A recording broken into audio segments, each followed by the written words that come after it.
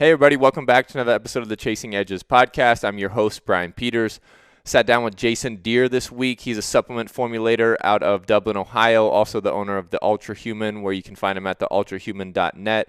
And we dive deep into the supplement world, particularly the amino acids and the nootropics, which is a super fun conversation. But we get into the warning signs, the dangers, what makes a great product, what doesn't, what to look for, the ratios, the formulas, the ingredients.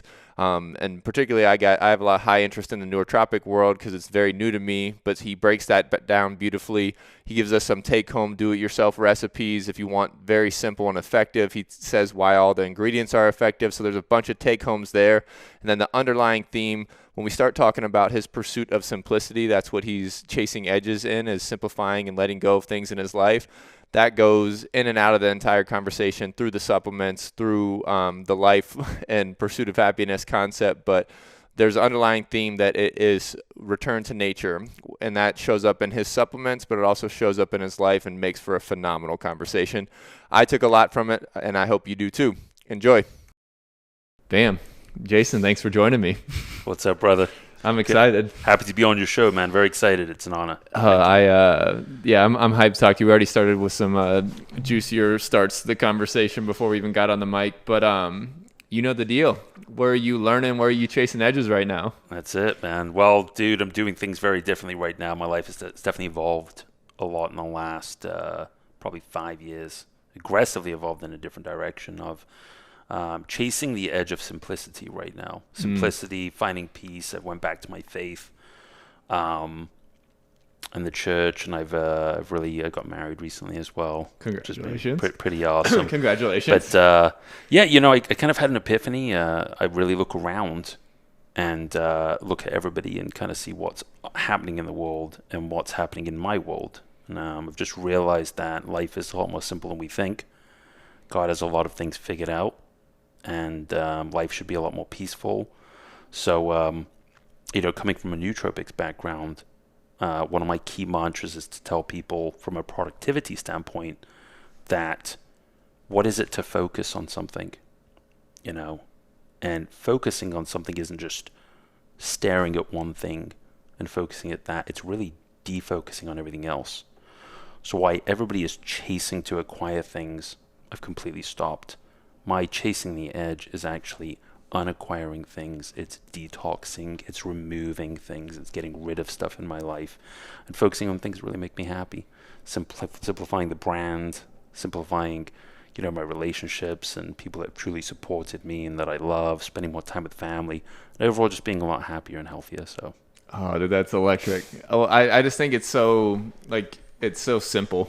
You're chasing simplicity, but it's like simple yet significant. Yep. And I use that saying a lot because like a lot of our new problems have like old answers. Mm-hmm. So like we're not the first people to deal with crisis of attention and faith and immaturity and accumulating material assets and those kind of things. Like I always lean back on like Stoic philosophy and things along those lines and then like you get into like the understanding of like what is happiness anyways. And like we've always been capable of happiness. It's literally like the addition of things usually subtract from happiness. And they do. We just become like this consumer market now. We're not creators, we're consumers. And that's what the world's done. The world, whether people believe it's Illuminati or elites or government or whatever, literally the way the world's gone is that it's like, let's just take everything away from you. And then we're going to sell it back to you. Let's rob you of your health, and then we're going to sell you ways that you can get your health back to normal. Like, our body is has a fine-tuned ecosystem. It's an amazing thing. So it has the ability to detox. It has the ability to heal. It has the ability to be strong and live like a youthful longevity, vitality type life. Think about the whole concept of things like with reproduction, and we're just completely fucking with it. Like, it's absolutely insane. So I do think that life is a lot better that way. I think that we've become more of a godless society. I know this isn't necessarily a religious podcast, but I do think that we've become a godless society over time. And I see the pain. I see the pain in people's eyes. They don't feel that they have anything but science to land on. And what is science now? Science has become merged with politics. It's become godless now. And now it's just become just whatever we want it to be. What is trust the science? What is that? Like, people make studies anymore that are skewed. They build studies so that they can sell more products and monetize that science and use clinical research that's inaccurately done. And then they, use it in a way to act like God. They use it in a way to sell more product and get you thinking that you're lacking something. But it's just really completely could not be more false. Yeah, you're preaching the good word that I love on top of faith, like the understanding of really the ignorance of man right now, and like this ego-driven godless man, we'll call it for right now. Right. But like, and the concept there, I've talked about it on here at the podcast a few times in regards to faith, like the belief in a higher power, whatever your religious standards are, or religious beliefs are, like there's power and peace in believing in something bigger than yourself, because you don't become the center of the universe anymore. Yep. And like, we can't explain a lot of things anyways. We try and put science to absolutely everything, the creation of the world, but everything is based on faith, in my opinion. Like, you can basically try and strip away everybody's truth, but to not go too esoteric on it, one of your first points that I absolutely love is the fact that we are massively, like, one that how'd you phrase it, that you we're taking humans' life away and then selling it back to them. We're taking their... Yeah, we take everything away. We've destroyed nucleus families, and now we want to like figure out how to sell people on getting a nucleus family in some way, because we shouldn't have had that in the first place. So we've robbed somebody of their health. We've got them addicted to something. We pitched everybody, that it was safe to take cigarettes. It was safe to do this. Look at the bullshit from the ADA about putting mercury fillings in, and then you expect me to trust them again? And then what do? Sell you on more stuff. I recently went to a dentist. I need to find a new dentist. The use of fluoride gets you? Yeah, it's just fucked up. Like, It's completely unnecessary. And I went to actually 5 dentists. I went 5 dentists in 5 days. Okay, I went to every single one, and I looked them in the eye, and I asked them a series of questions. And 4 of them didn't give a shit about fluoride. 4 of them, I asked about mercury fillings. Well, I know, and we don't recommend mercury, and we don't think it's safe. Okay, so it's good, right? Then what happens is, and I say, well, what do you think about root canal? What do you think about this? What do you think about that? Then they say, sometimes, Jason, the ADA is very trusted, and you have to trust them. Okay? I'm like, wait a second, you're kind of contradicting yourself here, because you just got done telling me that this mercury filling is bad, which was approved by the ADA. Now you're telling me, well, you can trust them with this. Okay, if mercury fillings can kill you, let's just say theoretically they're unsafe. If you had a girlfriend that attempted to kill you, would you continue dating her? Yeah. No. You wouldn't, right? No. So like, the problem is that the government fucks us over and over and over again, continues to screw us over. And what do? We go back. We just continue to keep getting jabbed with vaxes, continue with the mercury fillings. Everybody's unhealthy. Everybody's on medications. Everybody's depressed. Depression's crazy. First year of COVID, statistically, suicides were up 250%. More people are dying from all of these other causes versus like COVID. Nobody wants to address it. We're not fucking scientists anymore. Yeah. We're not. Like, we've got to a point where science has merged with politics, and all of this stuff has become not just trust the science, but it's also become an agenda-based no doubt way of life. And it's a weird concept, because the controlling of the narrative is a massive part of the problem, because it's turned us into like goldfish. Like, right. our memory's so short that like people aren't even looking back at COVID and like all the wrong moves, like everything done out of fear and all these agendas that were pushed and the restrictions and all those things. Like, we already forgot about it. Like, we're just happy that like we don't have to wear a mask in the airport now and things like that. It's just like, okay, we need to like understand, like, constantly. Like, that's why I love journaling and all these concepts. You can go back and like, what was your thought pattern through COVID? What was really happening? What was the problem in your trust? Like, where did you place your trust, and did it serve you? And like that kind of thing, where it's like, okay, how much self-observation can I undergo to understand not only like who do I want to simplify my life to being around, but like how much trust do I want to put in big pharma organizations, these kind of doctors, these kind of dentists. And a lot of people, it's just like, we're all just sheep to the slaughter, where it's like, I haven't even asked my dentist questions like that. Like, luckily enough, I got most of my teeth knocked out, so like I don't have to worry too much about fillings anymore. But that concept, because like all this kind of stacks upon one of my favorite concepts, is that we need to return to nature. Yep. And nature is very simple. Nature is cause and effect. Like there's not all these political tribal agendas. It's not this endless problem cycle, problem factory, consumer driven market like it used to be. Like that nature not only like serves you, but like it provides for you, and you have to respect it. And part of that problem with humans, like we're very ignorant in the fact that like light and dark cycles, and like you're talking about people's overall health, like a lot of these problems can be solved by getting out in sunlight, nature, light and dark cycle, having a circadian rhythm, like the bare necessities of human health. Yep. And we're so far removed from it. I've been interested in my field since I was 9. So I grew up in England. I was born there. I was fascinated by science, bodybuilding, fitness, competitive sports. I was obsessed with it. Like you work with a lot of NFL players. The NFL is like non-existent in England. So it's kind of like the American dream. I'm going to move to the US and see football, watch wrestling, do all this stuff, and eat hot dogs and watch baseball, right? Yeah. So then, from that, a little bit about my background, all I did throughout high school was research. That's all I wanted to do. I wanted everything about science. Then I'm 19. I opened a retail store. It was a very successful store, great business. So now I'm around it 24 hours a day. I start connecting with very, very intelligent minds.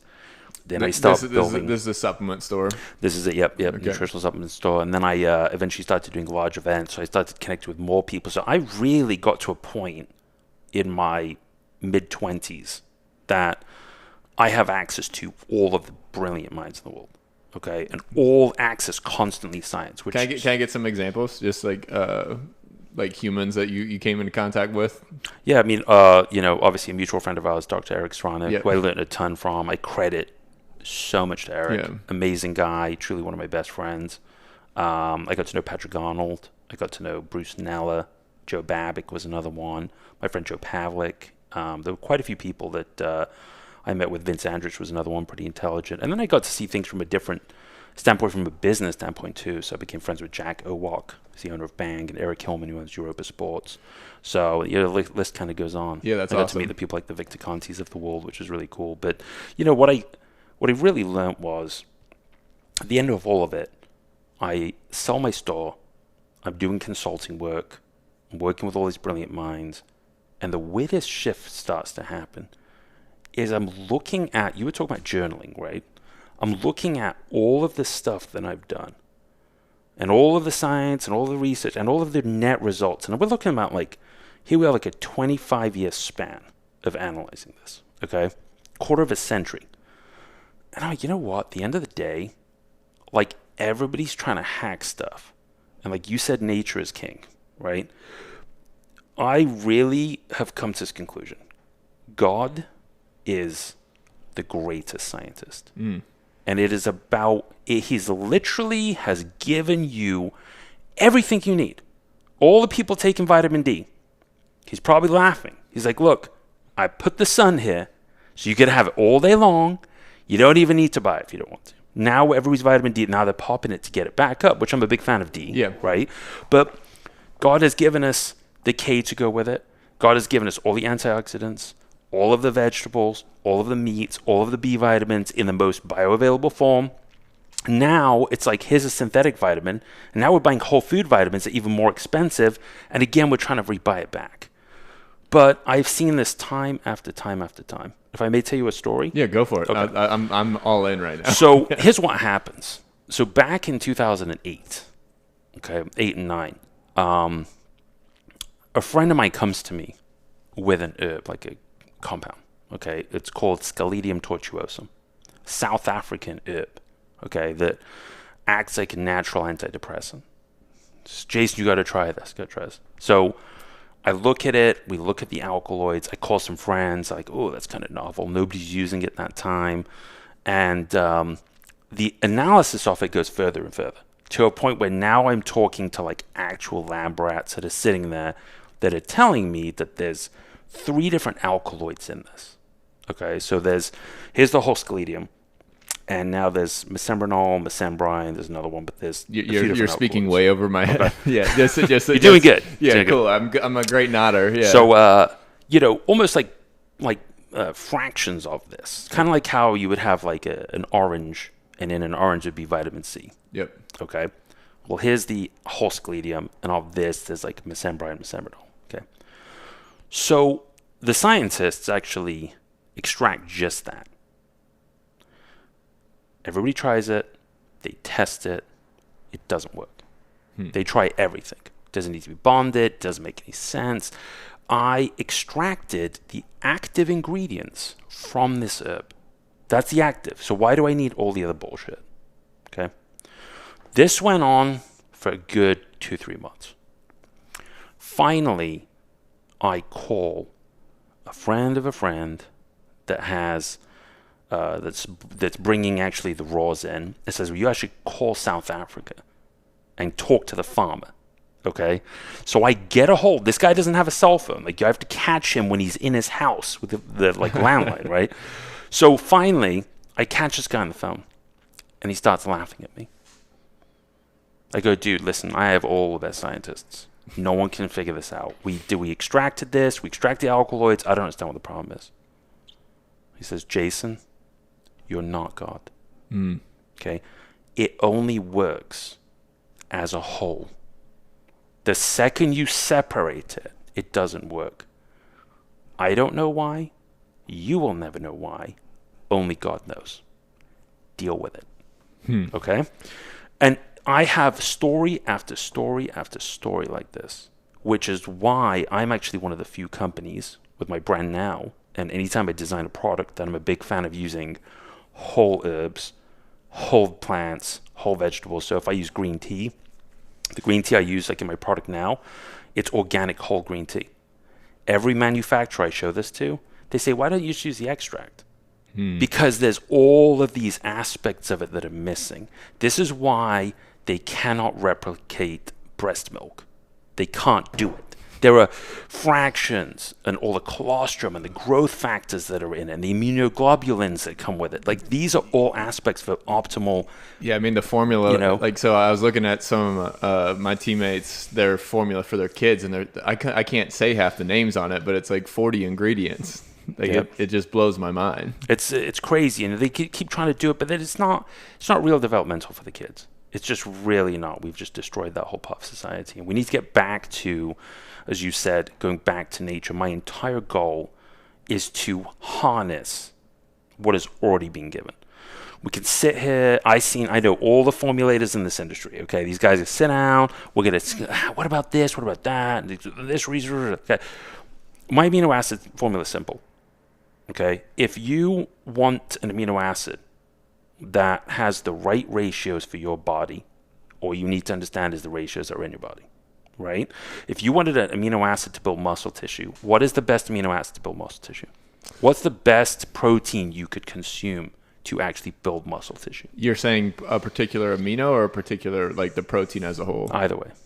I'm still like a leucine, isoleucine, valine kind of deal. And what about food? Do you eat chicken, fish? Yeah, I'm heavier red meat, pork, eggs, salmon is kind of like the massive amount of my protein intake. So let me, now this is kind of gross, but just hear me out from a thought process standpoint, okay? The actual best protein you could consume for building muscle tissue for a human would actually be human muscle tissue. Is that correct? Theoretically. I don't know how cannibalism works. I'm not saying you should be a cannibal. I understand. I'm saying that what we need to do is we need to copy a similar ratio to human muscle tissue. So if you look at MAP proteins, you look at amino code, you look at proteins where the aminos are really balanced. We're really trying to captivate what is already happening in our body. The further we get away from it, the further difference it is, the ratios are off. I'm not saying a vegan can't build muscle. I'm not for sure. saying, but like getting a protein from like chickpeas, for example. Yeah, hold on. Let's break down this logic for human muscle, because the logic towards what you're trying to get at is like just what our muscles will react the most efficiently with is what you're saying. Correct. and the concept of like us consuming our own type of muscle or the nearest to it is going to be the most effective, is what you're saying. Correct. Yes, I certainly would never advocate under Yeah. any circumstances cannibalism. Okay? Yeah. But I'm saying that we already have the answer. God said, okay, look, what are the ratios of this? If you think like, we ingest collagen to help with collagen, right? So the rationale is ultimately that we want to consume amino acids that are very biologically, as close as possible, identical to what we're trying to do within our bodies, But this has already been figured out. It's already been figured out. We don't have to like sit here and try and recreate stuff. And actually, if anything, we mess stuff up. So you see all these amino acid companies that are making all these weird ratios, like 8:1 or 4:1, and a lot of them 3:1:2, all the above. Correct. And actually, Serrano is a huge component of this, which is some of these aminos, when they're on the wrong ratios, are being shown to cause insulin spikes, or create, amino acid pool imbalances. So I think it's really important to look at this type of stuff. So advice to people that are buying aminos when they're looking at those ratios, what are they looking for?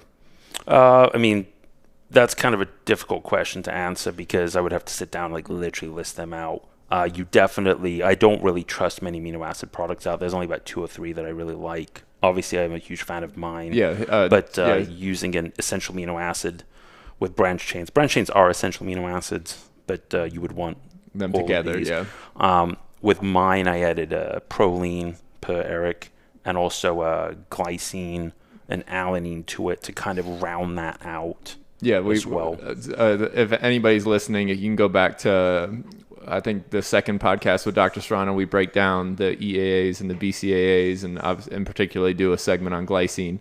But just to save you some backtrack work. But so what's a actionable deal? So like, what's a no-no? And like, if I'm buying aminos, like, God forbid at a GNC, but if I'm looking at and doing research on amino products, like what is like the no's? Like obviously, like I know you're obviously you've established your stance on like the actual whole form of the product or the form of the herb or whatever you're using. Obviously, aminos aren't in that category.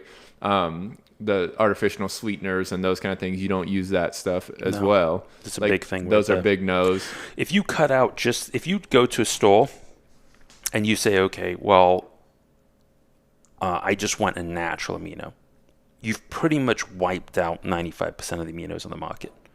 So let's just start with that 5%. Companies that use artificial stuff, they have no reason to. The technology has changed. This is where I'm a fan of technology.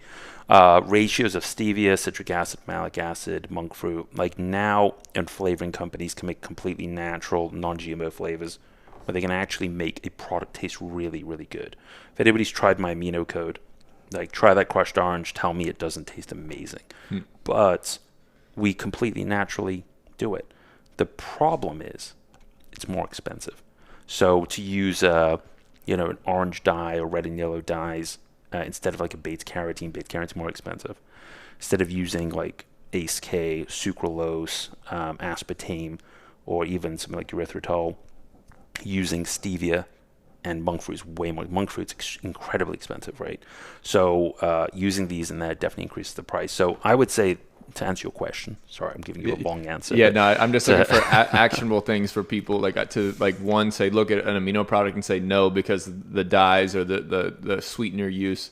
Then also like is there like big no's and like the ratios where it's like, oh, they're 4:1, like fuck that, like that I shouldn't touch that because definitely 2:1 is really good. Okay, 3:1 is good too. Okay, but that kind of ballpark. That kind of ballpark, yeah. I think if you get a BCA that's 2:1 and you are using there's nothing artificial in it, I think you're in good shape. If it's from a reputable brand, that's really important too.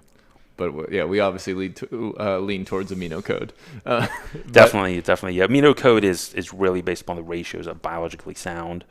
I haven't tapped with it as much. So the actual BCA ratio in there, it's slightly off. It's actually a true ratio, so it's slightly off. It will end up being like 1.9 to 1 to 1.1. It's just a little bit off, right? Yeah. But that's as biologically sound as I could possibly make it. I got you, yeah. Like obviously we got Doc on here all the time, and like the Infinity Fitness stuff is falls in that. That's a great product too. Yeah, category range. The The ranges you were talking about as well, but these are really the two. I mean, there was another one made by, I don't mind talking about other companies' products, but I'm the biggest fan of Amino Code by my company Ultra Human, which is, completely all natural, tastes really good, and we've got the EAAs and BCAAs. It's really, really thought out. And then I've got some electrolytes in there, like high absorption minerals, so I don't just use like oyster shell calcium. I'm using like bisglycinates, chelates, albion minerals, like high-end stuff. For any reason, if you didn't have access to Amino Code or you're somewhere else or you wanted to buy something different, the ones from Infinity Fitness are pretty good. And then those are very good. And then also, I've always been a fan of ALR. It's a HumaPro. They only make it in tablet form. The powder's disgusting, I think, personally. But the owner was originally a really good friend of mine. I think their formulation of Aminos is actually quite comprehensive. And then the fourth one would be MAP. Like if you actually just get straight MAP Aminos, which typically come in tablets, those are really good. But I have seen major companies, and I will not name any names, where they've actually just made an essential amino acid. They've literally just put 500 milligrams of all of them in, just to say, well, we'll just put 500 in. They're all the same. It's on the label. It's on the label. It's actually on the label. And they're friends of mine. I'm like, okay, but that's just not how it works. Yeah, and at some point, like people stay brand loyal regardless of what's inside of something, and then Correct. but in the same trust category too, like once you compromise that, like a Muscle Farm, like they got compromised at one point, and and athletes knew that because athletes were using Muscle Farm at one point, and then a couple guys popped, all these other stories came out, so it's just like they're still like. Same as the big business and everything we talked about earlier is like we need to understand who to trust. We need to do our own research, understanding, and like that's where I think hopefully some education from this podcast will help some of the athletes listening, because like I've been in the locker rooms where it's like me, Kush, John Simon down in Houston, and like the guys like, hey, like guys just walk up, what are you taking? Yeah, give me some, and like that kind of deal, and it's like really easy to like.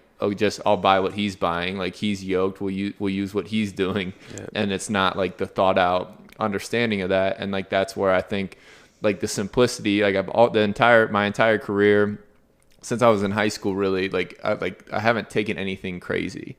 Like I've like my core 3 aminos, BCAAs and EAAs, but then fish oil, very high quality fish oil, creatine. And a multivitamin, and like that's my 4 like non-negotiables, and then like I got into like getting my blood work done and finding that kind of realm, but like outside of that there wasn't a lot I couldn't supplement from food and still manipulate my diet up and down and left and right. And then now I'm in the world of now my body's not my job anymore to some extent, like just like part of it is looking the part, but like my mind's my job now. So like now that's where I want to transition, like the Nootropics, like my understanding is very elementary there.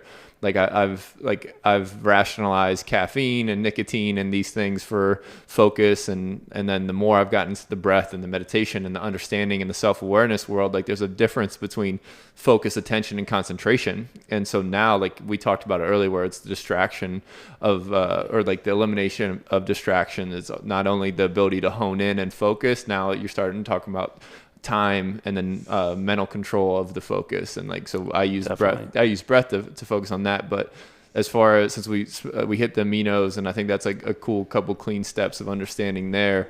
If you're not taking any, I guess if you're not taking, before we move on, if you're not taking any aminos, why should you be taking aminos versus like a whey protein or anything like that? Like I'm not a big fan, just because usually my stomach doesn't agree with it. My allergy testing doesn't agree with the wheys and the caseins. Those are like 2 of my biggest resistances. So like people that don't know or don't do their blood testing or anything like that, like what's the case for aminos versus like a normal protein source? First off, I'm always a fan of food. Yes. And you made a comment a minute ago about supplements being kind of a minimalist. I'm a big-time minimalist. I don't think you need a ton of stuff. A supplement, the terminology in the name supplement is a supplement to food, right? Yeah. So I think you can do a lot with food. I'm okay with proteins, but I'm not really a big fan. I think that for the most part, you're going to get a ton more calories. Let's just say you're going to get 120 calories from protein, where you can get like 10 to 20 calories from aminos. Yeah. Like it's so much less. Protein is a whole food. right? So all this protein still has to digest into these building blocks, into the single amino acids. And then at that point, those aminos then have to rebuild as muscle tissue or keratin or collagen or whatever that is. The process of a protein breaking down is just not that efficient. So we're already doing food. Why not have amino acids that are already free-form, ready to go? There you are. They're in your system. Yeah. Right? Less calories, less allergens, less bloating. People have digestive issues. You don't need all the acids. I can't say zero digestion, but I would say almost zero digestion. And then you don't really have any hormones that could be associated with too, with all the milk proteins. I think that there's so many people using like wheys, and now you got the big surge in like vegetable proteins. I don't think the vegetable proteins have, again, the speed that you can get with an amino acid for an athlete. And I don't like the ratios. I don't like the whey proteins and milk proteins as much. They're good, they're okay. But you got all of these other things that come with it that are just unnecessary. Our bodies just can't digest them as good. No, that's perfect. That was exactly what that's what I usually tell. I don't say it as elegantly, but it's just it's more efficient, less chance of inflammation or any other problems, because the majority of people like I know and have worked with or got them blood testing or allergy testing, they're somewhat resistant to one of those concepts. It's an interesting thing too, not to get too myopic on this subject, but if you look at branch, you're taking just raw free-form amino acids, okay, and you look at branch chains and you look at essential amino acids, and these essentials, which are the same thing, right? But I mean, branch chains are essential amino acids as well, but we kind of categorize them as two different things.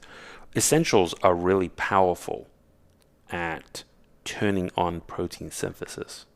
Okay, so not only can an amino acid for an athlete be like right here you go, it can actually trigger your body to say like we want to synthesize more protein in tissue. Signaling is what I'm saying. So but the case obviously, like, you want to take the BCAAs and the EAs together, ideally, correct? Yeah, you just take them all at the same time. And you want it to always take away, if anybody is listening to this, always take them away from food. Never want to drink amino acids with food. It negates the purpose. They're freeform for a reason.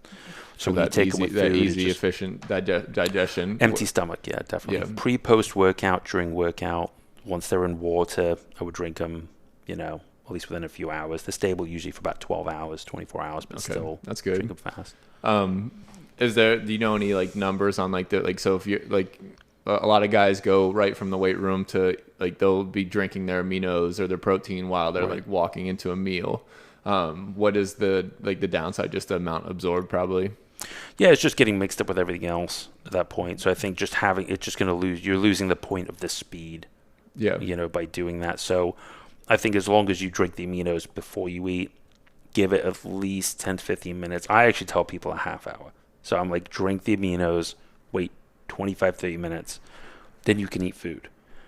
Even if you're doing it and there's a 10-minute gap, that will be fine. Just don't eat a meal and then you're drinking the aminos afterwards. Yeah, not logical. Yeah, correct. And then moving on to the Nootropics.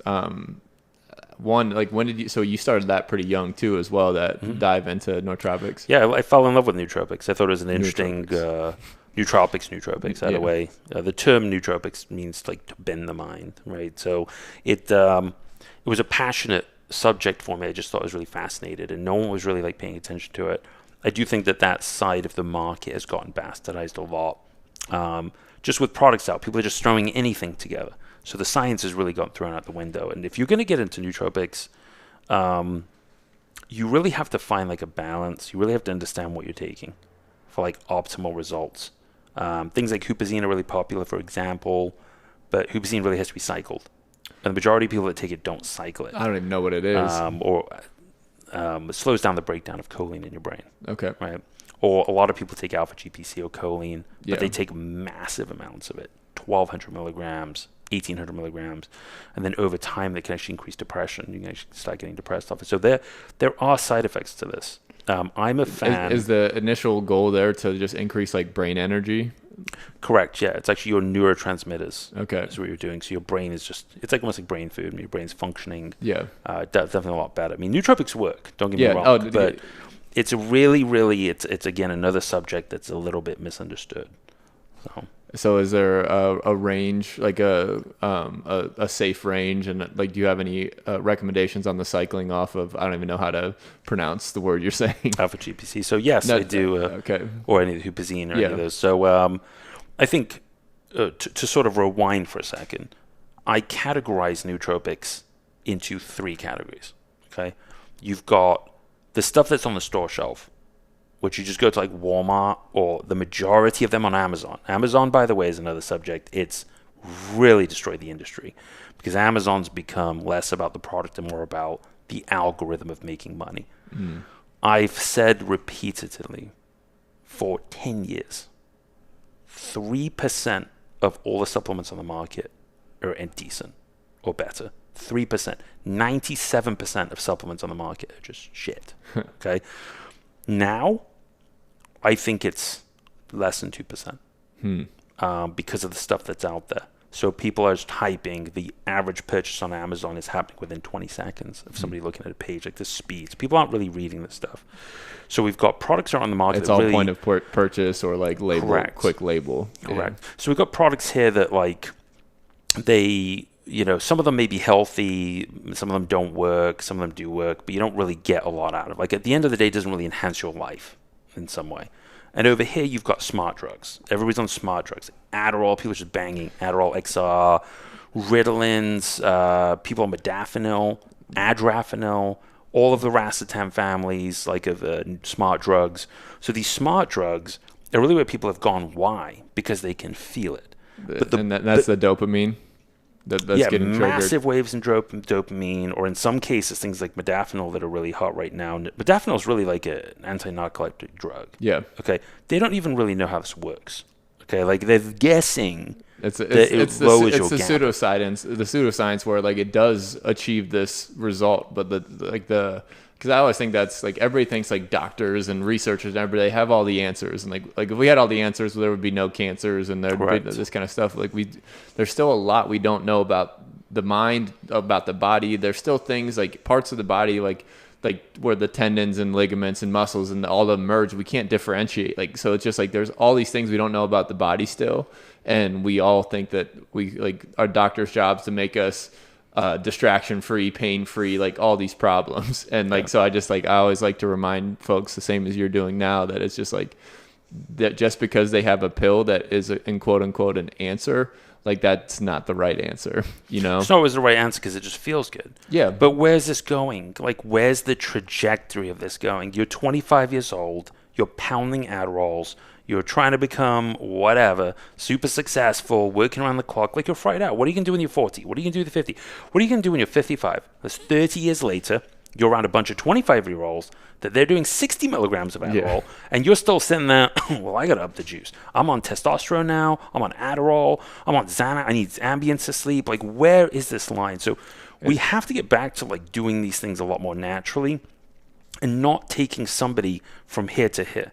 A lot of the problem, if you look at like adrenal fatigue, for example, from you mentioned caffeines, okay? Take 100 milligrams caffeine once or twice a day, you'll be fine. Yeah. Start doing 200, start doing 300, by the time you're doing 400 milligrams, you notice the crash is intense, okay? Because your adrenals literally are completely shutting down. All you're going to need, because you're down-regulating your adrenals, right? Now you're just going to need more. Now you're just going to need more. Same thing with testosterone in sports. People are using, I don't care, somebody uses 100 mg, 200 mg, fine. People are using like 500 mg, 1,000 milligrams. Crazy. The crash coming off of 1,000 milligrams of testosterone is insane. It's too much. So the idea of a nootropic, if you were going to find one, you need to find a balanced one, which I'll cover on this show. Okay? Awesome. Secondly, you've got to make sure you get a reputable brand. You can just mix your own, which I'll actually tell you a good little stack if you just want to do your own, buy 3 or 4 bottles and mix them, and you've got to cycle them. You always have to cycle everything. I don't care what it is. You should cycle your soaps, you should cycle your toothpastes, you should cycle your nootropics, foods, everything. Yeah. That's great advice. That always floats out of my focus. Like it's something where it's like you become, and like that's part of like fighting the human experience, particularly the modern human experience, is the convenience. You got to realize how because like the cool thing about like the convenience of everything is like our habits can become really ingrained, and they can either be like helpful or hurtful, or mindful or mindless. And like obviously like the TV or the soaps or the fluoride toothpaste, like all these things, like I still brush my teeth, so I think I'm doing this habit right or whatnot. But at the end of the day, like there's levels to the mindfulness in every category, and like particularly when it comes to like your overall, like again, everything cycling as far as diet and food allergies, super important. I got to experiment with that while I was playing really close because I had Serrano always testing me and that kind of thing. But like, it's crazy how good you really do feel. Same with cycling off like caffeines and things like that. I didn't realize how dependent I become on it. And then same with like the Zins and the nicotine. Like when like now if I don't take it for a day, I'm getting headaches and I'm having withdrawal effects. Like that's a problem. Yeah. And so if you can't get off of something, if you're addicted. Yeah, this is another subject in society. So now, when I do a seminar, the first thing I do is I walk in with a box of syringes, and I give everybody a pen, and everyone gets a syringe. I say, write down what you're addicted to, because you're all fucking addicted to something. I don't care what it is. I've seen people addicted, obviously, to drugs. That's the most basic one, okay? People can't live without TV. That kind of slides under the radar a little bit. Yep. People can't deal without certain foods, drinks. Then the nicotine comes in. Then the weed comes in. Then the medications come in. Think about the withdrawals on Xanax. Like I've taken Xanax before. I won't use it. It's so hard on your system and so addictive to continue to take it. But people are addicted to all of this. And the things we don't talk about. People are addicted to relationships. I've been there. People are addicted. They can't get out. They're in shitty relationships, toxic relationships. They're in narcissistic relationships. They're in a shitty job. Why are you still at the job? I don't know. Because you don't know any of the world. There was a test done where they took a bunch of rats. They put them in a cage. They electrocute the rats. Over time, they give the rats room to move into the second wing of the cage, where there's no electric shock. The majority of rats stayed because it's what they're familiar with. So everybody, there's a guy, Gaber, that always talks about addiction and how it's literally like one of the most natural things about humanism is that we're addicted. Because we're addicted because we get a little bit of something that provides us relief. It's a relief. It's like, I think, I don't want to interrupt you, but it's a certainty. Like even if it's like a bad certainty, you know it's coming. Yes. And like one of the biggest fears in the human condition is uncertainty. And like in essence, like why we're scared of uncertainty. We're scared of like chaos. We're scared of all these things. But like, how can you be scared of the unknown? You don't know it. Mm-hmm. And so like it goes against the human condition to leave like the known to either adventure out or leave the pain, because like at least you know the pain is there, at least you know some type of love's there or whatever it ends up being. But it's like I like the relief, because I think a lot of people, like one of my favorite books is Awareness by Anthony DeMello, and he was a spiritual. Have you read the book? No. What's it called? Awareness by Anthony DeMello. I'm familiar with it, but yeah, so he's 20 years as a priest, 20 years as a psychologist. And he came to find out that like people come to therapy for relief. They don't come for a solution. Like they just want, he basically calls humans a bunch of like kids. He goes, everybody just wants their toys back. They want their reputation back. They want their money back. They want whatever, their life back. And they like, really, they don't want a solution. They just want to be heard and they want relief, because a solution's hard work. It takes awareness to cycle your soaps. It takes awareness to spend the time to take the right supplements and find what you need and simplify and understand that I'm addicted to the TV. I'm addicted to my phone. I'm addicted to this sugar, and it's a problem. And so now we need awareness to understand, like the rat example is freaking dynamite, because like that's how easy addiction is. And then I love Anna Lemke's book too, the Dopamine Nation concept, where like they talk all about there's a bunch of rat experiments in there too, but it's all just like people don't understand that it's a lot of the variable and like these cravings and this desire and this want and this high of dopamine, whatever you want to call it, from the drugs, or which again Adderall, all these things are spiking dopamine, and then like after you come down from your high, whether anything from again caffeine to whatever, porn, all of the above, but I think Andrew Huberman calls dopamine was it infinite, non-renewable but infinite resource. or non-infinite but renewable resource. So but basically, like, after you dip after these dopamine highs, like, you fall below homeostasis, and like that's where the hurt and the pain. And so now, before your dopamine naturally stores up the levels that, like, in the recovery time that our natural body needs, we reach for the substance again. We reach for the addiction again. We get our hit, and then now it's just like this stair step down. You just never win. It's a losing battle. It's absolutely, you will not win, right? No one has ever hacked this unless they just continue on that. And then, you know what? They're addicted and they're attached. Now, at the beginning of the show, okay, you said to me, what am I chasing? I said, I'm not chasing acquiring something. I'm chasing now removing everything. I want to know myself, is there anything in my life I am addicted to or attached to? And addiction is a weird thing. All it takes is one hit. Everybody talks about heroin. It takes one hit. All it takes is you meet the wrong girl or the wrong guy. You guys just went out and had coffee. You know you should have laughed. You went out to dinner. You know you should have ended it there. Now you're 5 years down in a relationship school, right? Yeah. You walk in the parking lot. You know you shouldn't be buying that car. Before you know you're driving off the lot. Now you got the car for the next 10 years. Okay, we're stuck. So no one should be starting these things in the first place. There is not, you can't experiment with heroin. Same thing with addiction. We have to take it a lot more seriously. And this leads me to attachment. If you there's a book called Attached, which is more based upon relationships, but it shows us a lot of the attachments that we have to things, to people, to situations, to our narrative, right? It's our identity. Becomes our identity. So, like you said, you just become like this, and that's something that I think everybody has to either people have to heal from it, which even I did at one point. I was like this, you know. I threw massive parties all around the world. And I was doing this for 15 years of my life.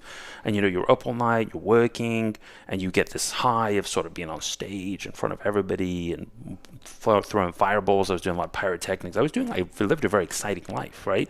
But then the problem with it is that you become attached over time. It becomes your identity, it becomes this thing. Then you can't stop. And so I think we have to redefine attachments and addictions to not just drugs and substances. Oh, guaranteed. I'm a big believer. Yeah, it's all of these other things, and finding healthy attachments and stuff like that is really important. So, but it's really like just like if you strip everything away, it's like the same as like, because like a big stressor, and obviously like I think a big problem, like not problem, I always attack kind of like the 9-to-5 culture, but like you're pursuing that, and a lot of people are doing things they don't want to do to pay the bills, and like it's because you're not operating on a budget. You're not operating at a zero burn rate. You're not trying to figure out and solve that problem. Because like really, like it's the concept of like money it can buy happiness. No, like money subtracts stress. Like it takes away like the stress. Like if you make a bunch of money and like your burn rate's super low, like you're not, there's not a problem. Like that, like stress is gone. Like, and so like, and I always like the concept that where it's just like, if you can get everybody wealthy, you realize that the money's not the answer anyway. So now like, okay, how do we get them happy and healthy? Okay, is it drugs? No. Like that's a endless rabbit hole that's going down and down. It's a downward spiral. And then like, okay, like how do you, like healthy is like not rocket surgery either, in the aspect where it's like, okay, like return to nature, simplify the foods you're taking in, fuck the sugars, fuck the dyes, fuck all the artificial stuff, get simple. And then how do you get happy? Like, okay, like in essence, like happiness is some variant of more peace than it is actually the dopamine hits and the highs. And so, okay, like how do I be a kid again? Like, cause at some point, like we lost our childish curiosity and happiness. Like we were happy when we were kids until we started getting programmed. Right. And then we started picking up all these things and things and things and things. And so now like, I love your stance and what you're chasing, because like the more you subtract, like the less attachments, the less weight, like the less it's going to carry you down. So go for it. No, it's brilliant. I appreciate you sharing that. I love being on a show too. If anybody's listening, I love Brian, and you know what? Brian's such an amazing guy, and I just love your philosophies. I love before we even started this podcast today, we are literally sitting here just jamming on stuff. I'm like, wait a second, we haven't hit the record button yet. Yeah. But it's so hard not to do it. So we're very much on the same page of the philosophies. But one thing, we talk about getting rid of things. These words are all slanted. Okay. Sometimes you have to be selfish, right? Guaranteed. But now selfish is like a bad word. selfish is like, oh, you're a selfish person. It's a negative connotation, right? But what is self-love? In self-love, one of the cornerstones of self-love is to say, I am selfish. I am going to put myself first in many situations, right? So now, with that said, you were talking about money. And I think one of the words that's gotten misconstrued is the difference between a simple life and a minimalist. Okay? We say, oh, I want to live a simple life. Okay, so you want to be minimal. No, I didn't say that. I want to be simple, but minimalists. Like, we're talking about how you live. Yeah. Okay, we're not talking about minimalists like building supplements now, right? But how you live. Simplicity often gives you the most abundance. When you think about having maximum abundance, maximum happiness, peace, joyousness, spend time, money comes easier. I'm not trying to sit here and pitch like law of attraction stuff, right? Yeah. But I am saying that less is more. Yeah, less a lot of the time is more. But we think that like minimalists, well, this guy has all of this stuff and I don't have it, so he's more, but he also has more misery and a lot of the time. So yeah, I say it all the time because like when people, like when I was playing in the NFL, like you don't have any problems, like you're playing football and you're making money and doing all those things. Like the more money you pick up, the more you stress about it. Yep. Like at least in my initial on ramp into having any type of money, it's like now I'm scared of losing it, and it's the same with your things. Like, oh, like I got to keep this car payment up or I'm going to lose the car. I got to keep this house payment up or I'm going to lose the house. Like everything you pick up has a price. And like I say it so much on this podcast, but like that's why, like Naval Ravikant, one of my favorite humans. Oh, he's amazing. Yeah, but his definition of a desire, like we need to understand what our desires are. Same as you were talking about, like you need to understand what you're addicted to. It's not just the drugs. It's the TV, the money, the fame, the whatever the fuck. It doesn't matter. But like a desire is a contract with yourself to be unhappy until you get it. Or if you get it, like what stress did you pick up in the process? And like same as you're talking about driving the car off the lot. Yeah, definitely. Yeah. There's, something I heard that was really powerful. I saw a clip of a video. I have no idea who it is, so I don't need to give credit to. Yeah. He said, there's a debate of money. Does money make you happy? He said, money doesn't fix everything in your life. Doesn't necessarily make you happy, but money fixes money problems. Mm-hmm. That's the problems it fixes. So if you're miserable, it's not going to help you. If you got a financial problem, money's going to fix the problem. Yeah. And the second thing that's always stuck with me was watching an interview with Pitbull. And Pitbull said, money makes you really happy if you give it away. And I've thought a lot about this because I've seen the impact of people that have leveraged money to help people, to pay it forward, to contribute. And I think there's a lot to be said for that. I think things have a place. Everything has a place. You're saying the purpose and like there's much more meaning and purpose and drive from that. Yeah, if money can solve a money problem, that's great. If money can be paid forward and done something positive with, I think that you can achieve some fulfillment out of it. I think if you are just collecting money just to say I have money sitting in a bank account, I really don't think it's going to do anything for you. Yeah, happiness wise. I've been around a lot of like high wealth individuals. And I've paid attention to the ones that are really happy and the ones that are not. The ratio is fascinating to me because heavily unhappy. Yeah, a lot of them are. It's kind of shocking to me. And then a lot of them are not. And I find that the difference between the wealthy ones that, let's just say a guy's worth, say, $50 million. Okay. This guy's worth $50 million, really happy. This guy's worth $50 million, not happy at all. There's your answer. Like you cannot be more clear cut, right? I can find these people. I can put them here on your show. Yeah, for sure. And what happens is that you realize that it's really a state of mind. Like at the end of the day, we're living here. We're not living here. Everything we do is living here, right? And so how we perceive it, how we value it, what we choose to do with it, how we put the money into motion, how does it flow, what can we contribute with it, how can we pay it forward, how can we help other people. Our attachment to it. Yeah. Our attachment to it. All of this stuff, it makes a big difference. Yeah, and I think that's the funnest part about the human experience in life in general is that's the skill. I mean, it's the same as being dirt poor. Like there's super happy poor people and there's super unhappy poor people, and it's the personal narrative, it's the perspective choices, it's whether you've been exposed to people that have gotten out from where you're from. Like there's a bunch of constant influences, And like that's where like the whole like now you start getting into like equal opportunity, equal outcome, and like those arguments. But like I just think like you're never stuck. Whether you're $50 million and happy or unhappy, like all these things in your perspective can always constantly change, no matter what your environment, no matter what your attachments and all those things. So like I think that makes life the most fun option like that there is. Like I don't think anybody should ever feel stuck, because Definitely. and that you should always look to improve your human condition, and no matter what that is, whether again, I think it's easy to like lump life into like health, wealth, and happiness. Like those are very simple concepts, but like each one's incredibly the depth there is off the charts.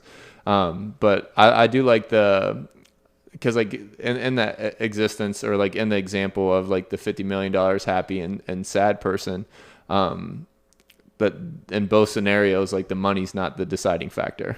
Right. Yeah. So like that's where like, okay, like get everybody wealthy. Now, like how do we get them healthy? And because like a lot of what I preach and what I coach is like basically you need a healthy brain to have a healthy mind. Right. And so now like that's where like, is there a bunch in the nootropic world? Because I do want to get this back to the supplements. Yes. But not too crazy. I love this conversation, but like I get distracted. Yeah. So. But because I love that conversation too, and I don't want to keep quoting people and things like that. But it's just like there's simple ways to look at this concept of life, and like faith falls in to that like healthy, happy medium somewhere in there.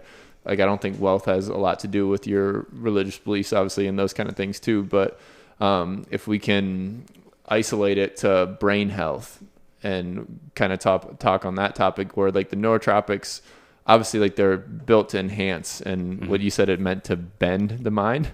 Yeah, that's sort of like the meaning of it. The meaning of the word, but so like, is there health benefts to Definitely. the nootropics as well? Can you go into that a little bit? Yeah, so talking purely nootropics, I'm going back to where we left off because we were in the middle of talking about smart drugs. Yeah. Right? I'm not a fan of. I don't mind racetams. If anybody's listening that's into nootropics, they will understand what I'm talking about. If you're new to this, racetams are smart drugs that were legal for a period of time. Were legal, or they were legal. Okay. Now they've kind of taken them off. They work, right? I'm not a fan of anything. I'm not a fan of adderalls at all.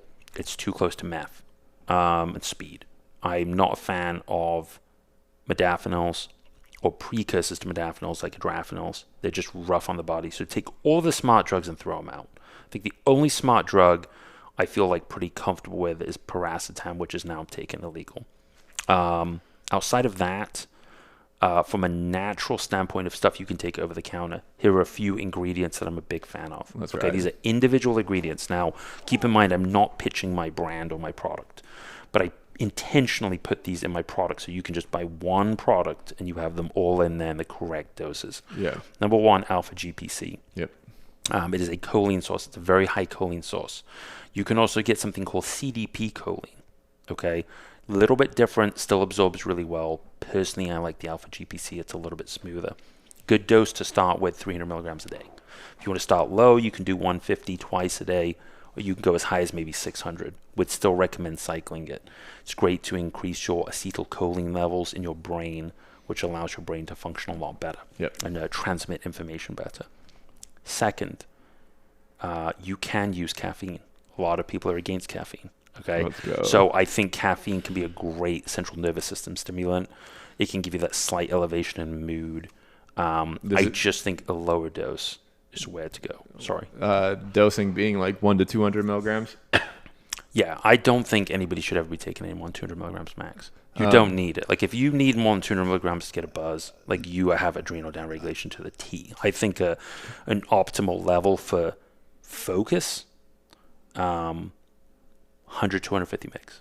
Cool. And then in that same category, like the form, because obviously like you use a green tea, but like caffeine anhydrous is fine.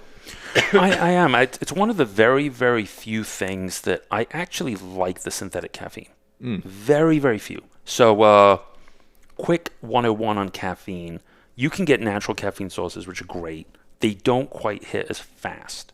So you can use a blend of natural caffeine from like teas, and then you can also use some straight synthetic caffeine anhydrous too. For people that have breathing issues, they can actually use a small amount of caffeine citrate. It's really great for COPD. It's really great for like, as almost like a natural expectorant. And if you want a caffeine that's more of a long acting, you can use something called infinity dicaffeine malate, which is caffeine bonded to malic acid. It creates like a time release effect. Or you can also get Chromadex Pure Energy, which lasts for about 8 hours. That's a caffeine bonded to a blueberry antioxidant called pterostobine. So maybe this is too wordy or sciencey right now, but well, I'm gonna listen to it back and take notes for myself. But it makes sense. Like the logic you're going through to, again, like it's obviously you've spent a massive amount of time and mastery here, where like you can, like, this is second nature to you, but it's new to me. But it also, I can see the logic in binding it here and there to get like, again, like now it's same as like short-term and long-term effect. Like, I see the benefits there. Definitely. So like in the product we have now called Tao, some people pronounce it Tao, either way, both correct. It's like the Tao Te Ching. There you go. Yeah. Some people pronounce it Tao. I hear it all, right? But with Tao, the product has a blend of caffeines. So I'm not anti-caffeine. I'm anti-crash. I'm anti-negative side effect, right? So it has a total of 129 mgs. So right in that sweet spot, I was saying between 100 and 150. And it has time release. So there is a little bit of the initial quick caffeine, and then there's the more infinities, and then the long-term caffeine. So it has a time release effect. Boom. Then you get a little bit of caffeine also from the whole green tea. There's 200 milligrams of whole green tea in that. That's like literally on a 1,000 milligram pill. I mean, that's 20% of it's whole green tea. And it's amazing the difference it makes. So many people have looked at the product and I've said, hey, formulators, what would the first thing you would change? Well, why don't you just use an extract? I put a little bit of an extract in there because there are benefits to that from an antioxidant standpoint, but we're making a nootropic here. We're not making an antioxidant, right? So from a nootropic standpoint, the thing I love about teas the most, I'm the biggest tea fan, is teas naturally have that natural caffeine, and it's combined with the theanine, which leads me into the next ingredient. Let's go. Theanine is great for boosting your alpha wave state. So obviously a big sleep aid going around right now too. Yeah, big sleep aid to kind of relax you, So, the highest sort of stimulant state of mind is really like when you're in that gamma level, right? And then the second level would be the beta, which is more like your caffeinated level. Your real optimal, like being in the zone, is really in that alpha wave state, right? When you get into the theta, then you get into more creative, state, and then delta, you're just passed out, right? Yeah. So theanine is one of my favorite ingredients. It's being used constantly around the world, kilos and kilos, millions of kilos of it being used. And I still don't think enough. I think that if there's one supplement that you could take for just relaxing you and getting you in the zone, it would be theanine combined with a small amount of caffeine. So, what's the dosage there?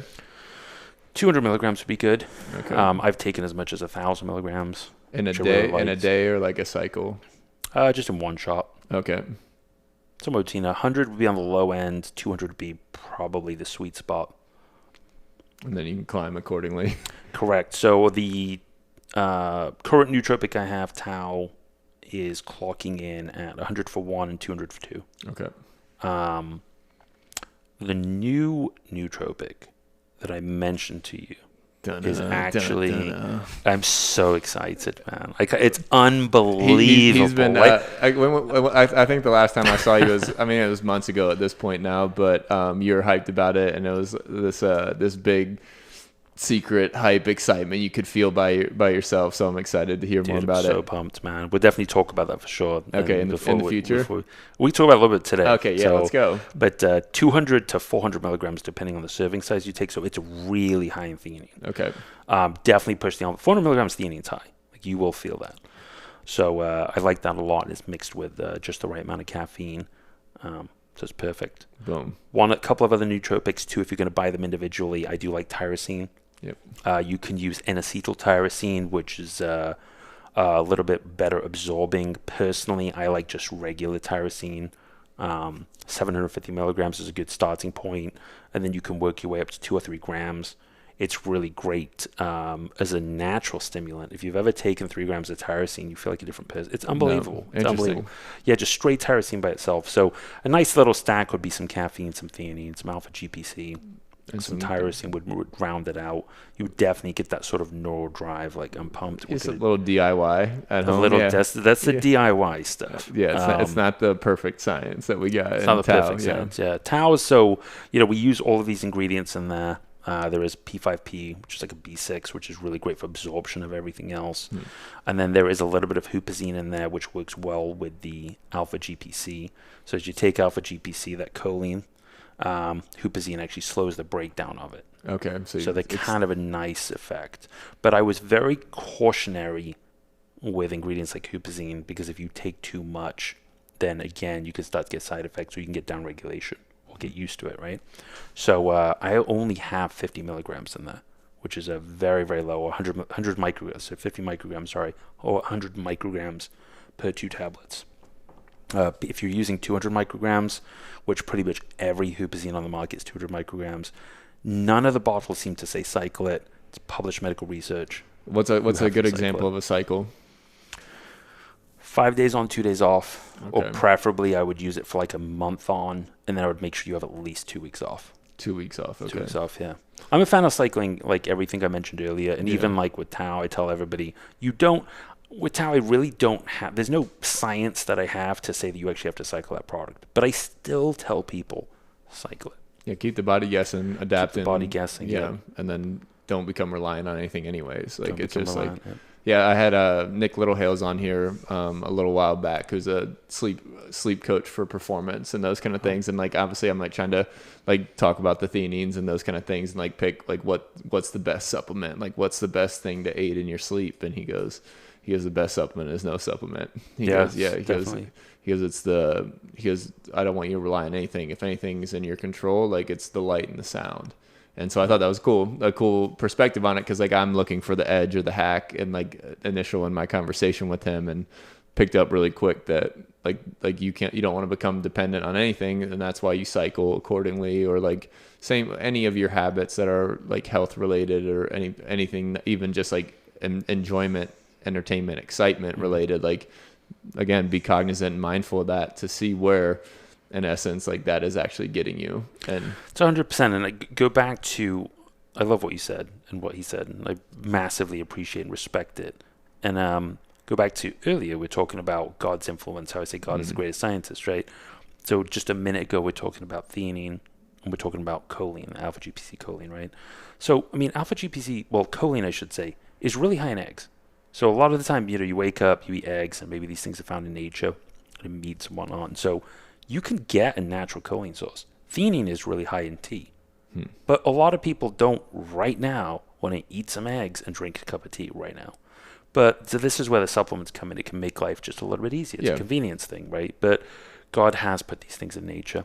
And like you said, the best, scenario is that you cycle these things, you still get what you can get from food, and you never become reliant on anything. Yeah, I like that a lot. But and again, like, by no means anybody listening or you, Jace, where I am never going to be an anti-supplement, I don't think, just as far as like the ability to maximize myself. Because I know, at least with how I'm living right now, where I'm living, all these things, like I do need supplementation to get the most out of myself and my mind in particular. Supplements can be unbelievable in so many aspects. So yes, I can give you a scenario right now, if I may, on something. Feed me. How often do you sit there and eat beef liver? Very rarely. I do. I use the Beverly International liver tabs. Yeah. Okay. So here's a great example. So I don't really feel like going to a store and getting beef liver, but there's a lot, and you can obviously eat beef liver. Like in England, when I was growing up, like it was a lot more common. Once every couple weeks, my mom would do like a little bit of like liver and onions. My dad liked it. I would eat a little bit, and great. But we just don't eat it a lot, right? So 2 cases I've seen. Number one, people that are anemic. I have seen probably 30 people at this point, 25, 30 people, I should say, that I've said, look, you're anemic, you're struggling with this. Take some liver tablets. Every single one of them has shown massive improvement in doing this. Again, I'm not a doctor. I'm not prescribing anything. No, but like I've seen it in vegetarian, vegan kind of concept humans too, where yes, and they're like lacking something. and I gave them the same little remedy. So yeah, but it's just it's weird how that always shows up. Unbelievable. Yeah. The second example is my best friend is a kidney dialysis patient. So she's been on dialysis for over 30 years. Bless her So soul. she's amazing. She's one of Eric's patients, actually. Okay. And so she gets prescribed Epogen, which is like a hematocrit shot. And at one point she was doing 3 shots a week. So she started taking these liver tablets, just straight whole food Argentinian desiccated beef liver, ultra 40s probably, right? She started taking those. They checked her levels. The doctor comes in and says, look, we're going to have to cut this down. So very quickly, I'm talking about within a week, cut her Epogen shots from 3 down to 2. Let's go. A third of it, just by supplementing that. So tons of benefit. And a lot of people that don't get out or notice the benefits of using high doses of vitamin D with K, boron. I mean, a lot of positive aspects. We've hyped that up on the podcast before, whether it's between Doc or other doctors that have been on too. Did you ever get the chance to meet Dr. Thoma back when he was shadowing Dr. Serrano here? That was like Don't think so. 22 or 2006 to maybe like 2008 or something like that. But he ended up training me in high school really briefly. But he's my like completely holistic doctor, where he's an extremist in the realm of everything you're talking about too, faith included, all that kind of thing, where he's like health is non-negotiable for him. And so he always kind of inspires me and gives me nuggets, and same thing that you've done today, where it's really cool. But I like to keep those people in my circle or connect them if possible in the future. Definitely. But he's an interesting cat. I had him on the podcast. It's like 12 or 13 or something like that. But all that stuff just excites me. It just like all these different tactics, supplements aside, but like even like the lifestyle tactic to what you're saying is incredible. Definitely. I would love to meet him. I think I know who you're referring to, but I don't think I ever met him. Yeah, he actually took on the name Infinity Spine. Infinity Spine. Okay. Yeah, out in Scottsdale, Arizona. He's wicked smart. He I always vibe with the guys where it's like he when I went to college, he became a chiropractor out at Life in Atlanta and then started his practice out there, but he searches for all the modalities, doesn't just rely on chiropractic. So it's like he's obviously like just a constant learner, same as the Serranos and definitely. Yeah, people I'd like love to meet him. Yeah, he's good people, but we've been rolling for a little bit. I was like, let me see if there's anything we missed. Got a couple points I could throw out. Yeah, feed me. Good. I mean, we talked about the Nootropics. Got a homemade recipe in there if you want it. If not, check out Ultra Human. Their Nootropics amino codes on there. Some other products as well. Might be moving away from some of those and amplifying others. There's a new one coming out. Do we have a release date on it? We still don't have a release date yet. Unfortunately, the date keeps getting pushed back. Do we have a name? Do we have a hype name? We do, but we can't release that. All right. We do. It's we've kept this project so secretive. It's an unbelievable. It's the best of the best. It's my absolute finest life's work, I can tell you. For those that are listening to this whole podcast, you understand Brian and my philosophies about just doing things the way God intended. And that's really what this is. If I could describe the product, it is God's kitchen. It is anything and everything. For a nootropic. For a nootropic, yep. Nootropic. It is avoiding anything down regulation. It's very, very, very safe, as organic as possible, as clean as possible. The product works unbelievable. I have never taken anything that is like this, which is why I've put it on the market. When putting it on the market, the hardest challenge I've had at this point is some of the raw materials are very exotic. And instead of sourcing them from lands where it doesn't grow optimally, I'm having to go through a lot of the loopholes to get things imported from Thailand, from Iceland, from Norway, from India, and so forth. So it's quite an international based raw material import fiasco, so to speak. Yeah, but I will get it done. Yeah, particularly with the logistical nightmare that has been the last 2 years, Absolutely. almost 3 years now, which is crazy to think about. Yeah, that's exciting. So I'll be coming out soon. In the meantime, definitely feel free to try Tau and try our Amino code. Yeah, where can everybody find you, just so we get everything out there? And then I'll have that some of an intro in the bio Definitely. as well. But just the website, the social. Yeah, go straight to the website. The website is theultrahuman.net. That's the THE ultrahuman.net. Boom. And you get all the products on there. We offer subscriptions, one-time buys, and we could certainly offer a coupon or a code. Let's ride. So we could do chasing or edges, whatever you want to work with, and then whatever you're. Yeah, so we'll create a promo code All for right. those of you listening. And we'll share it and pump it out and promote it and do all the above for sure. Absolutely. You're the Chasing man. Edges. Chasing Edges will give you a discount. Boom. Being friends with Mr. Brian over here. Let's and then go. we'll also give you free shipping, no minimums. The boys. Let's go. Now That's that's super exciting. Greatly appreciate that. I just as always try and get the best, like obviously the ideas and the philosophies, everything shared and out there, but obviously like the most, again, efficient, simple path to the right products, I think is huge for guys. Again, because like a lot of people, one that listen to this and just friends of mine, they're optimal performers that like they care about all these little edges, but also plan A is still functioning right now. They're trying to keep their body healthy or their game plan and all this kind of thing. So appreciate that. And obviously like that's a little fast track to some great products for everybody. Anything else you want to touch on? One thing you had asked me earlier was, what's one life lesson I learned? Oh yeah. And, Ooh.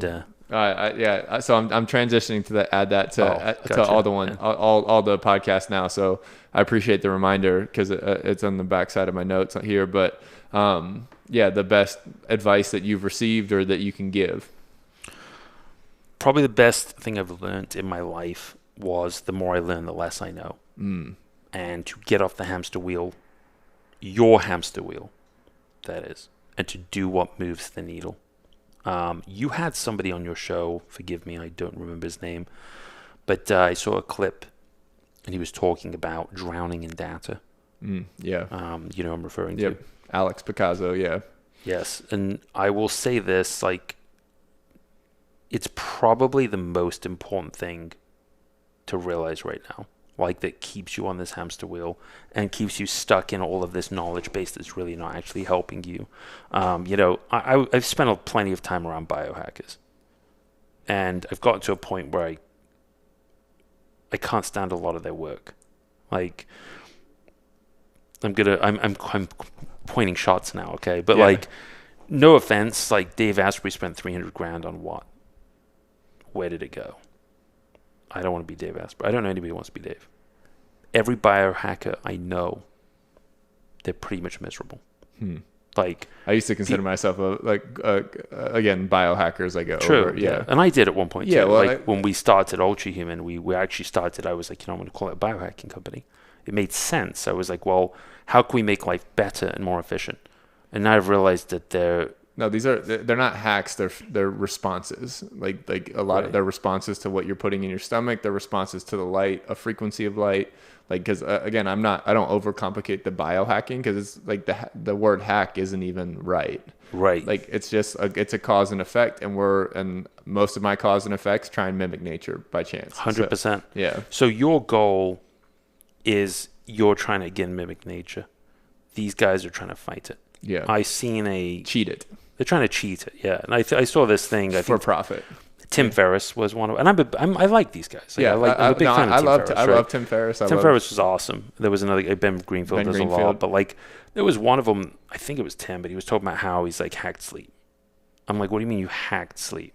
Well, if you sleep 10 times a day, where you sleep for 20-minute naps, then you never need to go to bed. Okay, so you can sleep it's 6 times a day. 20 minutes each, right? Then you actually are only sleeping a total of 2 hours, and that frees you up for 22 hours. But how miserable is your life?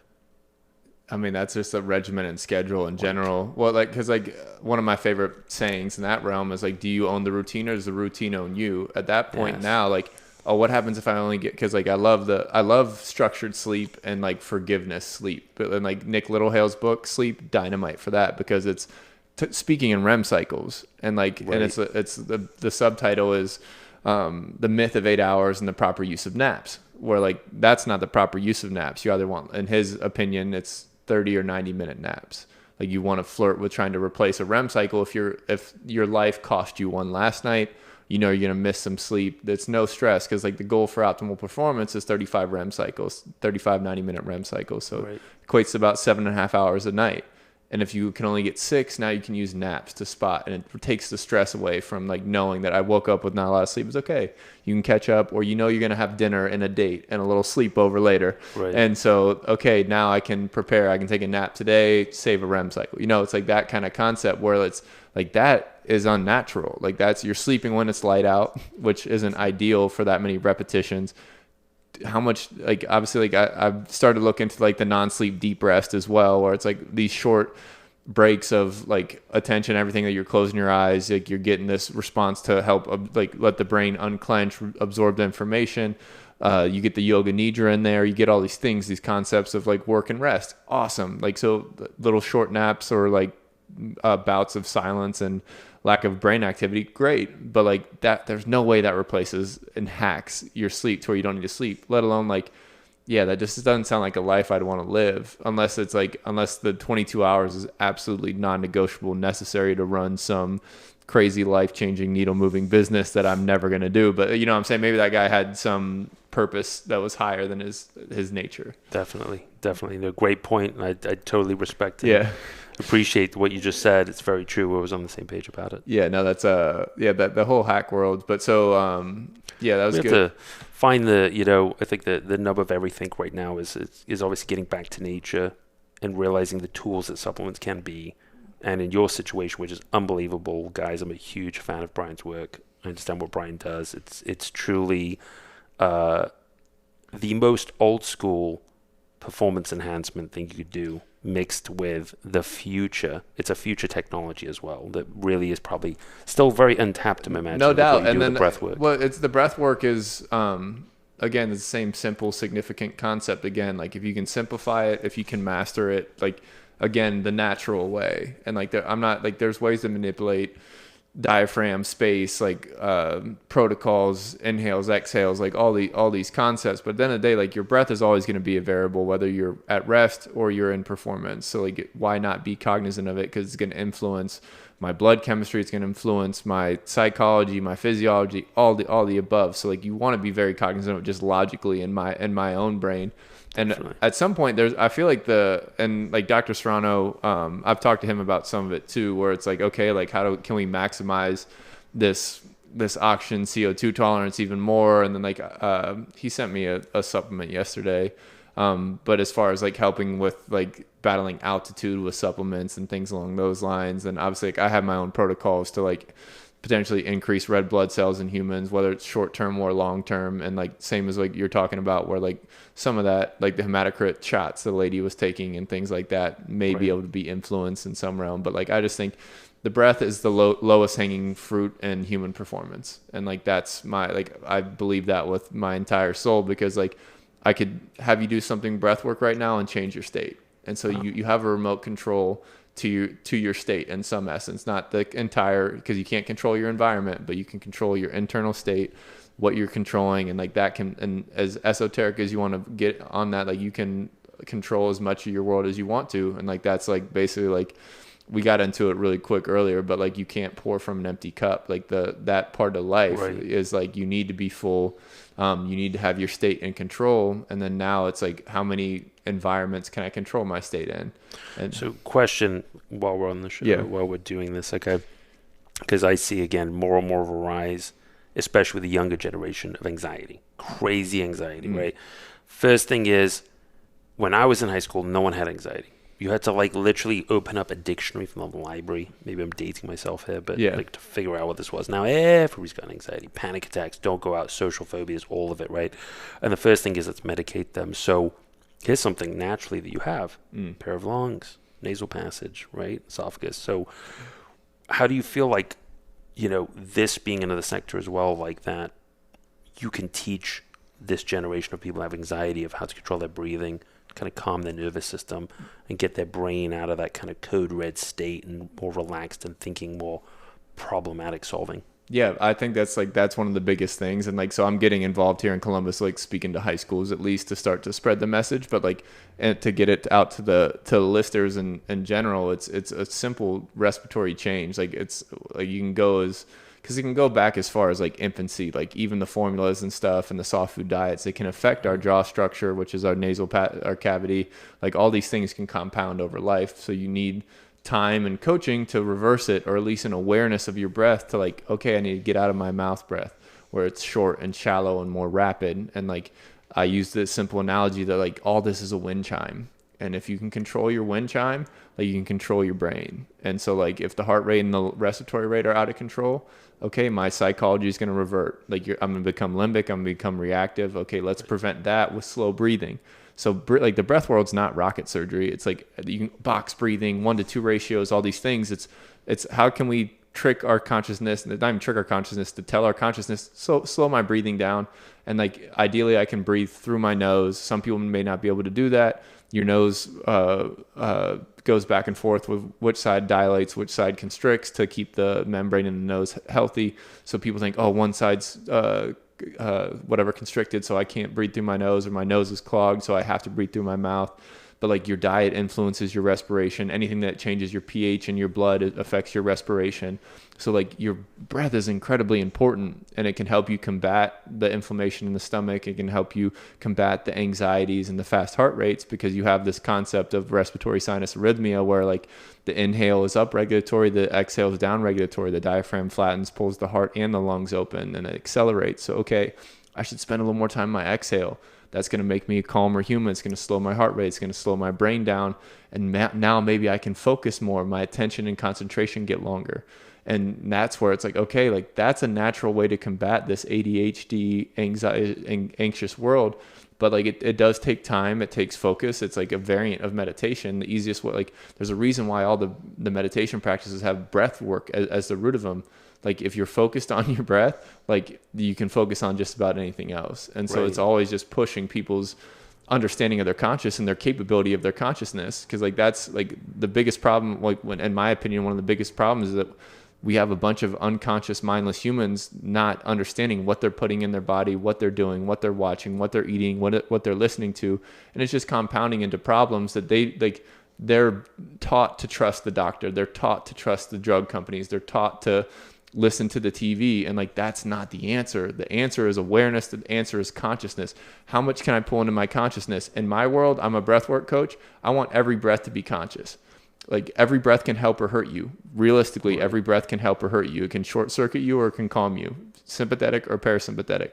I want to be, unless I'm fighting somebody or competing my face off, I want to be in a rest and digest state always. Clear thinking, like I can play with it a little bit to get focused and dialed and get oxygen to the brain. I can do all those things, but okay, why would I not know what my breathing is doing? Great. And so, okay, like and then my whole bit on this podcast, I mentioned in every episode now, it's like, if you want a meaningful life, everything's meaningful. If every breath's meaningful, like your life gets a little more meaning. Like if everything I put in my mouth's meaningful, okay. If every supplement I take's meaningful, if every part of my morning routine's meaningful, wow, my life is freaking awesome. I get to live this incredible life. I don't have to wake up and feel like dog shit and go punch the clock to pay the house that I paid too much money for and the car bill that's still racking up, and this whole life of pain and stress and anxiety. Of course you're gonna have anxiety. You picked up everything and you made no meaning in your life.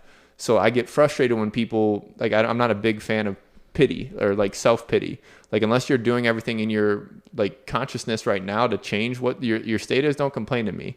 And that sounds pretty aggressive, but like start attaching meaning, start trying to solve your problems before you point the finger or blank, because it's easy to do the same thing from the other end of the spectrum. Oh, the drug, I'm sick because of this. No, like you didn't make your life conscious and meaningful enough to solve these problems, or you haven't tried to solve the problem, or you'd ask for help, you wouldn't complain. And so like I'm ranting now, obviously, no, but good. It's a victim mentality that people have gone to this place of victim mentality that's so bad that everything is to blame anybody else, and then they don't have the things they want. They're absolutely miserable, and they're trying to figure it out. And then again, but it's on that defense. It's put them in that consumer marketplace, right? So all of these other tools that are available, I think, are just absolutely incredible. And not to rant on the identity portion of it, just because I always like touching on it, but like the less we identify and attach to these titles, our political stances, our diets, whatever, you're never going to be open-minded enough to constantly learn and grow. And that's where like your advice, like the more you know, the less you know. Like, let's all strive to be really stupid, like, let's keep learning and realizing we don't know everything about maybe our political party. We don't know everything about our diet. We don't know everything about the supplements. I learned so fucking much today, which is super exciting for me. And like, now I know I'm even more stupid, but I'm also going in a better direction with the right stuff in my back pocket, like, it's just like, that's the fun side of life where like, let's get curious and make everything meaningful. And then now, like, I'm going to have more energy. I can think longer, concentrate longer. And like now it's like, let's keep chasing edges, everybody, and let's ride. And like, I'm hyped now. Yeah. But yeah, no. I think it's, what we're trying to do here is go back to being farmers. I mean, farmers had they had a hard life, but a simple life. Yeah. And they had all the abundance. They lived off the land, but they wake up every day and they were happy and they built family and they did all this stuff. And everything's just gotten very questionable and confusing. Yeah, the industrial complex ruined everything. The Industrial Revolution. There you go. Yeah, I love the bit, and it's actually Nick Littlehill's book too. It's Return to the Bonfire, like right. Finish by the fire at night, like from a light dark cycle for your sleep, from like your cooking, everything should be done by the time you're going to sleep, like all those kind of things. It's just like how close to nature can we return? Mm-hmm. But all that stuff is super fun. One thing. Feed me. Maybe a separate part of this conversation. Yeah. We're going really completely sideways here. But, when we talk about happiness and simplicity and the way God's designed stuff and just nature and human physiology, and we were talking about your friend Alex. I was a big fan of the clip that you had posted about we're drowning in data. Have you ever seen a movie called Idiocracy? I don't think so. Highly recommend everybody watches this movie. It was made in mid-2000s, maybe 2006, somewhere around there. It's the scariest movie I've ever seen. Okay, it's called Idiocracy. So it is almost Halloween. For those of you that are going to go home and watch a movie, do not watch Halloween or Chucky or Jaws or whatever you're going to watch, okay? Watch this movie, Idiocracy. The nub of the story is the cliff notes. At the beginning of the movie, they show people that are not the most intelligent, so to speak, and they just start reproducing. They show like how time evolves and how they just continue having babies and don't really care. And then you see the second group of people that were like, went to like law school, Harvard graduate maybe, and they are analyzing all the data of having a baby and having the risks and this. And I'm not sure, and I think we're going to wait until we have this much fun, we're going to have that and this, and they don't procreate. So what's happening in the world is that the intelligent people, the healthiest people and so forth, are actually not procreating.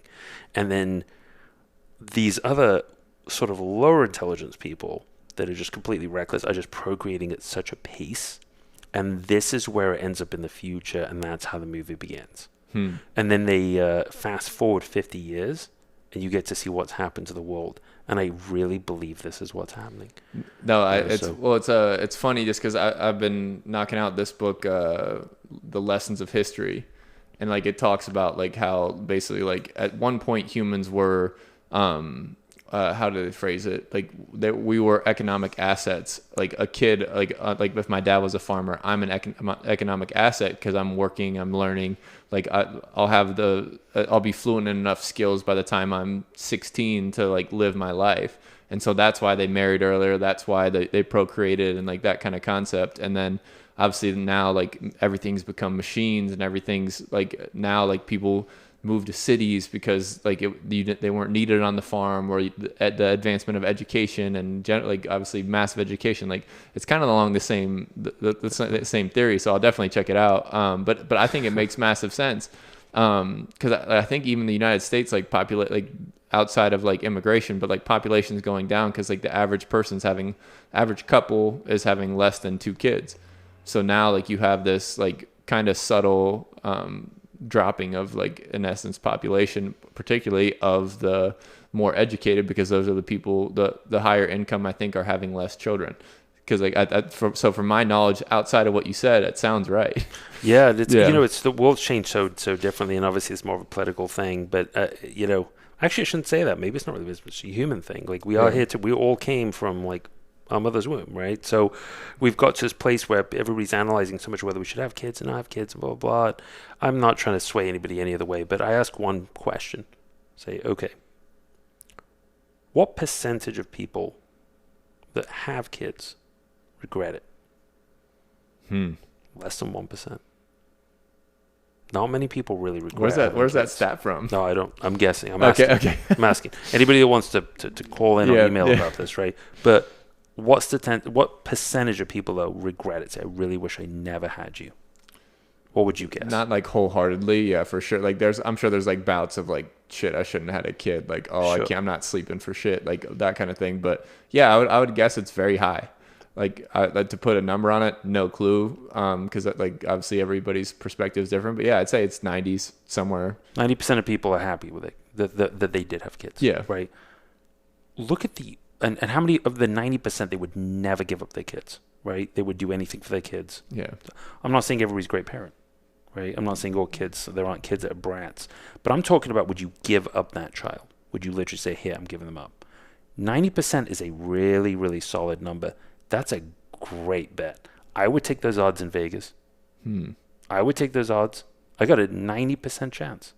But this is what we've got to this place of breaking the nucleus family and making people getting question. Caught in the data. Getting caught in the data. Well, this is a risk. And you know where this is going, and I hate to say this on your show. Where this is going is the natural birth is dangerous now. We need more drugs, more shots, and eventually they're going to be growing babies. They're going to do all sorts of crazy stuff. That's what they're doing with the formula, right? So This is where this is headed, is to skew people away from it. But, statistically, it's a great bet.